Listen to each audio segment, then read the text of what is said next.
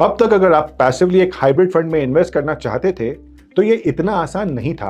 आपको अलग अलग इक्विटी और डेट इंडेक्स फंड चुनने पड़ते थे, उन्हें एलोकेट करना पड़ता था और फिर time to time portfolio rebalance भी करना पड़ता था। या फिर आप एक एफओएफ ले सकते थे जो इक्विटी और डेट इंडेक्सेस में इन्वेस्ट करता है। बट एफओएफ के साथ एक बड़ा प्रॉब्लम है, ये आपको हाई टैक्स ब्रैकेट में डाल देता है। पोर्टफोलियो कॉम्प्लिकेट हो जाता है और double layered expense structure silently आपके रिटर्न्स को अफेक्ट करता है। अब ये सब बदलने वाला है। इस साल फरवरी में एनएसई ने Nifty large mid cap 250 plus 8 to 13 year G-Sec 70-30 index launch किया। हाँ, ये नाम थोड़ा लंबा है, बट बेसिकली ये इंडेक्स दो चीजें कंबाइन करता है, Nifty large mid cap 250 index और Nifty 8 to 13 year G-Sec index, और वो भी 70-30 के प्रपोर्शन में। मतलब इक्विटी और डेट दोनों एक ही इंडेक्स में आपको मिल जाते हैं। अब आप सोचेंगे और भी तो ऐसे पैसिव हाइब्रिड इंडेक्सेस है, तो इसमें क्या खास है? खास ये है कि एडलवाइस म्यूचुअल फंड ने इस इंडेक्स पर एक इंडेक्स फंड लॉन्च किया है। ये इंडिया का पहला हाइब्रिड इंडेक्स है जिसमें आप इन्वेस्ट भी कर सकते हैं। इस फंड का एनएफओ अभी चल रहा है और आप ईटी मनी ऐप पर जाकर इसमें इन्वेस्ट कर सकते हैं, तो अभी जाकर जरूर चेक कीजिए।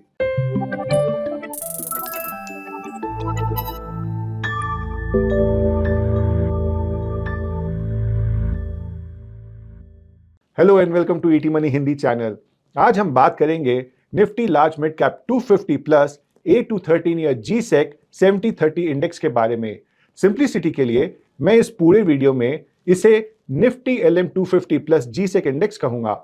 पहले समझेंगे कि ये इंडेक्स आपके लिए कैसे यूजफुल है, फिर इसके स्ट्रक्चर को हम डिस्कस करेंगे एंड फाइनली देखेंगे कि इसका परफॉर्मेंस कैसा है। अगर आप पैसिव इन्वेस्टिंग के फैन हैं तो ये वीडियो आपके लिए बहुत यूजफुल होने वाला है, और अगर आप एक्टिवली मैनेज फंड्स प्रेफर करते हैं तो भी ये वीडियो जरूर देखिए। मैं इस इंडेक्स की परफॉर्मेंस को एक्टिव फंड से कंपेयर करूंगा ताकि आपको डीपर इनसाइट्स मिल सके। तो चलिए शुरू करते हैं, देखते हैं कि ये इंडेक्स आपके लिए कैसे यूजफुल हो सकता है। बट उसके पहले एक इंपॉर्टेंट बात, अगर आपने अभी तक हमारे चैनल को सब्सक्राइब नहीं किया है तो अभी कर लीजिए ताकि आने वाली कोई भी वीडियो आप मिस ना करें। ये इंडेक्स इक्विटी और डेट दोनों को एक ही फंड में कंबाइन करता है, और वो भी 70-30 के प्रपोर्शन में। मतलब ऑटोमेटिक एसेट एलोकेशन और साथ में टैक्स एफिशिएंट रीबैलेंसिंग भी। अगर आप ये खुद रेप्लिकेट करना चाहे तो एक पैसिव इक्विटी फंड और एक पैसिव डेट फंड लेना पड़ेगा, और फिर टाइम टू टाइम रीबैलेंस भी करना पड़ेगा, और हर बार रीबैलेंस करने पर टैक्स भी देना पड़ेगा। बट इस इंडेक्स के साथ ऐसा नहीं होगा, क्योंकि रीबैलेंसिंग इंडेक्स के अंदर ही होती है, तो रीबैलेंसिंग पर आपको 0 टैक्स लगता है। और एक इंपॉर्टेंट बात, इस इंडेक्स में 65% से ज्यादा इक्विटी है, इसीलिए ये रिडेम्पशन के टाइम इक्विटी जैसी टैक्सेशन के लिए क्वालिफाई करता है। दूसरी तरफ अगर आप खुद अपना 70-30 पोर्टफोलियो मेंटेन कर रहे हैं तो हर बार रीबैलेंस करने पर टैक्सेबल गेन्स ट्रिगर हो सकते हैं, खासकर डेट साइड पर जहां सारे गेन्स स्लैब रेट पर टैक्स होते हैं, और अलग अलग इक्विटी और डेट फंड्स मेंटेन करना इमोशनली भी मुश्किल होता है। जब इक्विटी गिरती है तो आपको खरीदना चाहिए, और जब इक्विटी रैली करती है तब आपको प्रॉफिट बुकिंग करनी चाहिए। ये सुनने में जितना आसान लगता है लेकिन करने में उतना ही मुश्किल है, इसीलिए इन्वेस्टर अक्सर कंफ्यूज हो जाते हैं। ये इंडेक्स यही काम ऑटोमेटिकली करता है बिना किसी इमोशन के। ये इंडेक्स ऑटोमेटिकली इक्विटी खरीदता है जब मार्केट गिरता है और बेचता है जब मार्केट बढ़ता है। इससे प्रॉफिट बुकिंग और बार्गेन हंटिंग दोनों ऑटोमेटिकली हो जाते हैं। मतलब आपको मार्केट टाइम करने की जरूरत नहीं पड़ती। हाइब्रिड एफओएफ के कंपैरिजन में ये इंडेक्स काफी सारे प्रॉब्लम सॉल्व करता है। सबसे इंपॉर्टेंट है टैक्सेशन। ज्यादातर हाइब्रिड एफओएफ में 12.5% टैक्स बेनिफिट के लिए कम से कम 24 महीने तक आपको वेट करना पड़ता है, चाहे फंड इक्विटी हैवी ही क्यों ना हो। और अगर 24 मंथ से पहले बेचना पड़ जाए तो गेन्स आपकी इनकम में ऐड हो जाती है, और स्लैब रेट पर आपको टैक्स देना पड़ता है जो 30% या उससे ज्यादा भी हो सकता है। But Nifty LM 250 plus G-Sec index वाले फंड्स ऑटोमेटिकली इक्विटी टैक्सेशन के लिए क्वालिफाई करते हैं। यहाँ 12 महीने के बाद सिर्फ 12.5% टैक्स लगता है, और अगर आप 12 महीने से पहले बेचते हो तो फ्लैट 20%। साथ ही ₹1.25 लाख तक के लॉन्ग टर्म कैपिटल गेन्स हर साल आपके लिए टैक्स फ्री होते हैं।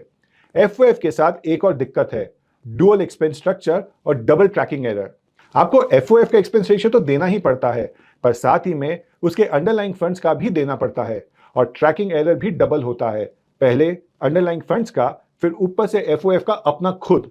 ये दोनों मिलकर आपके रिटर्न्स को ड्रैग डाउन कर सकते हैं। एफओएफ में कई बार मल्टीपल अंडरलाइंग फंड्स भी होते हैं जो आपके लिए चीजें और कॉम्प्लिकेटेड बना सकती है। लेकिन इस इंडेक्स का स्ट्रक्चर बहुत सिंपल है। यहाँ सिर्फ दो इंडिसेस होते हैं, निफ्टी लार्ज मिड कैप 250 और निफ्टी 8 to 13 ईयर जीसेक। अगर हम इसे एक्टिव हाइब्रिड फंड से कंपेयर करें तो यह वही क्लासिक डिबेट आता है, एक्टिव वर्सेस पैसिव वाला। इस इंडेक्स के साथ आपको पता होता है कि आपको यहाँ क्या मिलने वाला है। यहाँ कोई फंड मैनेजर बायस नहीं होती है और इसीलिए अंडर परफॉर्मेंस का रिस्क भी नहीं होता। इक्विटी साइड पर यह इंडेक्स एक हेल्दी मिड कैप एक्सपोजर देता है जो एक्टिव हाइब्रिड फंड्स में गारंटीड नहीं मिलता। डेट साइड पर जीसेक यानी गवर्नमेंट सिक्योरिटीज होने की वजह से क्रेडिट प्रोफाइल स्ट्रांग है और इसीलिए डिफॉल्ट रिस्क प्रैक्टिकली नेग्लिजिबल होती है। Active hybrid funds corporate bond और lower rated debt securities hold करते हैं जो ज्यादा रिस्की हो सकते हैं।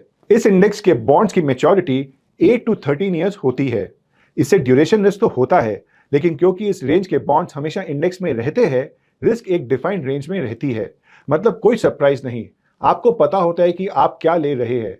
एक्टिव फंड्स में ऐसा नहीं होता।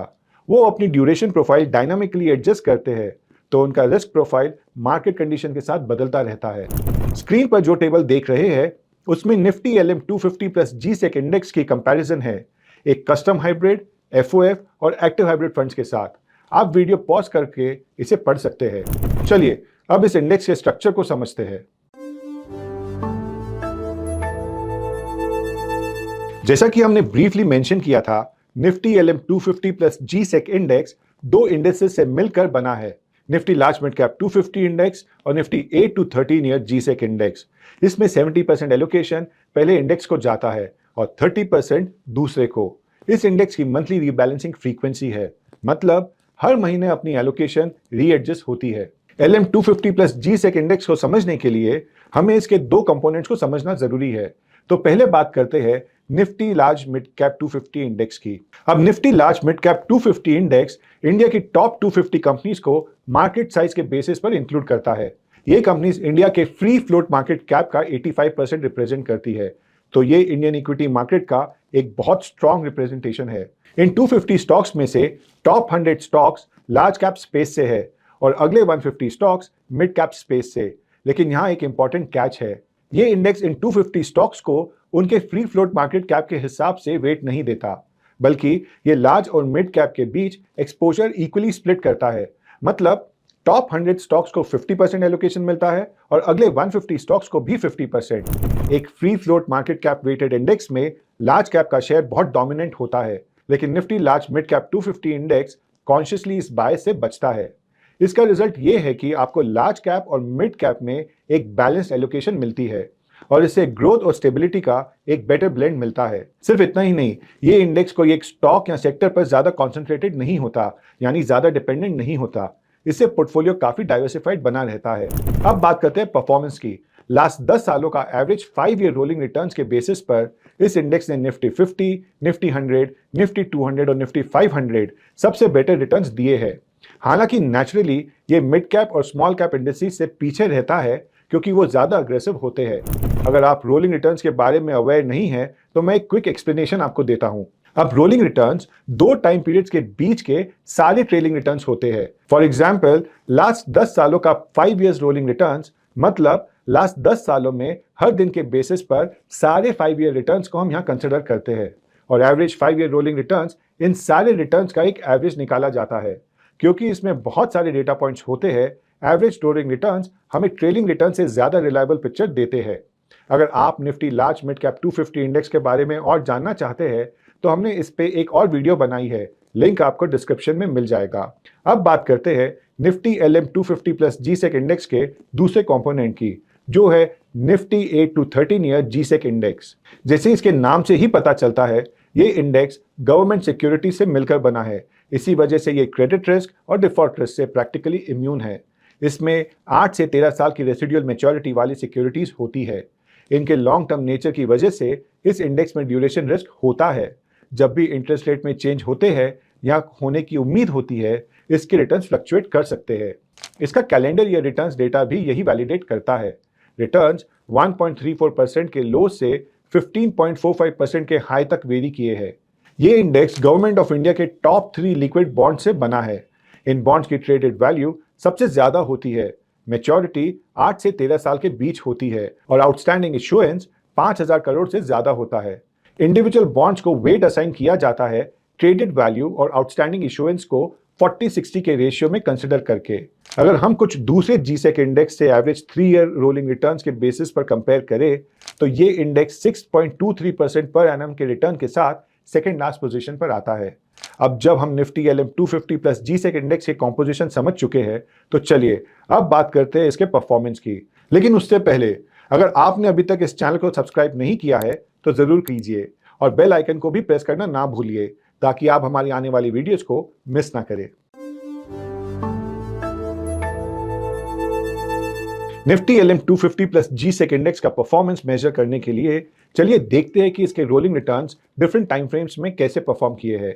ये ध्यान रखिए कि ये इंडेक्स परफॉर्मेंस हिस्टोरिकल डेटा पर बेस्ड है, एक्चुअल फंड परफॉर्मेंस नहीं है। इन रिटर्न्स को बेटर पर्सपेक्टिव में समझने के लिए हम इन्हें अग्रेसिव हाइब्रिड फंड्स और डायनामिक एसेट एलोकेशन यानी बैलेंस एडवांटेज फंड्स के साथ कंपेयर करेंगे। और प्योर इक्विटी रेफरेंस पॉइंट के लिए हमने निफ्टी 100 TRI को कंसिडर किया है। अग्रेसिव हाइब्रिड फंड्स को कम से कम 65% से 80% इक्विटी में इन्वेस्ट करना होता है और बाकी डेट में। ये asset allocation Nifty LM 250 plus G Sec index से सिमिलर है जिसका फिक्स्ड 70:30 का एलोकेशन होता है। डायनामिक एसेट एलोकेशन फंड अपने इक्विटी और डेट मिक्स को डायनामिकली एडजस्ट करके इक्विटी जैसे रिटर्न्स डिलीवर करने की कोशिश करते हैं, लेकिन प्योर इक्विटी फंड से कंपैरेटिवली कम वॉलेटिलिटी के साथ। अब आपकी स्क्रीन पर जो चार्ट है उसे एक बार देखें। एवरेज 3 ईयर रोलिंग रिटर्न्स के टर्म्स में देखें तो Nifty LM 250 plus G Sec index सबसे आगे है अप्रॉक्सीमेटली 16% पर एनम रिटर्न्स के साथ। 5 साल में 15% और 10 साल में 14% पर एनम रिटर्न्स के साथ ये इंडेक्स दोनों टाइम फ्रेम्स में निफ्टी 100 TRI के बाद सेकेंड प्लेस पर आता है। खास बात यह है कि डायनामिक एसेट एलोकेशन फंड्स के अगेंस्ट इसका आउट परफॉर्मेंस सारे टाइम फ्रेम में 300 बेसिस पॉइंट से भी ज्यादा है और अग्रेसिव हाइब्रिड फंड्स के अगेंस्ट ये आउट परफॉर्मेंस 60 से 150 बेसिस पॉइंट तक है। लेकिन रिटर्न्स तो सिर्फ आधी पिक्चर है, हमें उन रिटर्न्स की वोलेटिलिटी भी असेस करनी होगी। वोलेटिलिटी असेस करने के लिए हम एक मेट्रिक यूज करेंगे जिसे स्टैंडर्ड डिविएशन कहते हैं। स्टैंडर्ड डिविएशन जितना ज्यादा होगा वोलेटिलिटी उतनी ही ज्यादा होगी। वोलेटिलिटी की बात करें तो Nifty LM 250 plus G Sec index dynamic asset allocation के बाद सेकंड पोजीशन पर आता है। Naturally pure equity Nifty 100 TRI यहाँ सबसे ज्यादा वॉलेटाइल है। अब अगर हम रिटर्न्स और रिस्क दोनों को कंबाइन करें, रोलिंग रिटर्न्स को उनके स्टैंडर्ड डिविएशन से डिवाइड करें तो हमें मिलता है रिस्क एडजस्टेड रिटर्न्स। अब रिस्क एडजस्टेड रिटर्न्स हमें बताता है कि कितना रिस्क लेकर कितना रिटर्न्स मिला। ये नंबर जितना ज्यादा होगा उतना बेटर है और यहाँ Nifty LM 250 plus G Sec index सारे टाइम फ्रेम्स में टॉप पर आता है। मतलब उतने ही रिस्क में ये इंडेक्स डायनामिक एसेट एलोकेशन और अग्रेसिव हाइब्रिड फंड्स दोनों से बेटर रिटर्न्स देता है। अगर निफ्टी 100 TRI से कंपेयर करें तो एब्सोल्यूट रिटर्न्स थोड़े कम हैं, लेकिन रिस्क एडजस्टेड बेसिस पर यह प्योर इक्विटी इंडेक्स से काफी बेटर परफॉर्म करता है। ये इसे सिर्फ एक हाइब्रिड इंडेक्स नहीं बनाता, बल्कि ये एक लार्ज कैप इंडेक्स के सब्स्टिट्यूट की तरह भी काम कर सकता है। तो ओवरऑल इस इंडेक्स की परफॉर्मेंस को लेकर ज्यादा चिंता करने की जरूरत नहीं है। हालांकि किसी भी इक्विटी हैवी इंडेक्स की तरह ये वोलेटाइल हो सकता है। तो चलिए अब इस वीडियो के की फाइंडिंग्स को एक बार हम समराइज करते हैं। Nifty LM 250 plus G Sec index India का पहला इन्वेस्टेबल हाइब्रिड इंडेक्स है। Edelweiss Nifty large mid cap 250 plus 8 to 13 year G-sec 70-30 index fund का NFO 18 मार्च को ओपन हुआ है और 1 अप्रैल तक क्लोज होगा। ये इंडेक्स उन न्यू इक्विटी इन्वेस्टर्स के लिए एक अच्छा ऑप्शन हो सकता है जो लार्ज और मिड कैप्स के थ्रू इक्विटी की ग्रोथ एक्सपीरियंस करना चाहते हैं, लेकिन साथ में एक डेट कुशन भी चाहते हैं ताकि राइड थोड़ी लेस बम्पी हो। और जो इन्वेस्टर्स ऑलरेडी इक्विटी में इन्वेस्टेड है उनके लिए भी ये इंडेक्स लॉन्ग टर्म में एक वेल्थ बिल्डर और एक एसेट एलोकेटर टूल दोनों की तरह काम कर सकता है। इसका automatic asset allocation, tax efficient rebalancing, mid caps की हेल्दी प्रेजेंस, जीसेक का comfort, zero fund manager bias, low cost and true to level nature, ये सब मिलकर इसे एक क्वाइट अपीलिंग ऑप्शन बनाता है। अगर आप इस इंडेक्स में इंटरेस्टेड है तो आप ईटी मनी वेबसाइट और ऐप पर सिर्फ कुछ ही क्लिक्स में एडलवाइस के एनएफओ में इन्वेस्ट कर सकते हो। तो दोस्तों, आज के लिए बस इतना ही। होप आपको ये वीडियो इंटरेस्टिंग लगी होगी। अगर हाँ, तो प्लीज कमेंट और लाइक जरूर कीजिए। हम जल्दी मिलेंगे आपसे एक और इंटरेस्टिंग वीडियो में। तब तक के लिए take care. Investment in securities market are subject to market risks. Read all the related documents carefully before investing.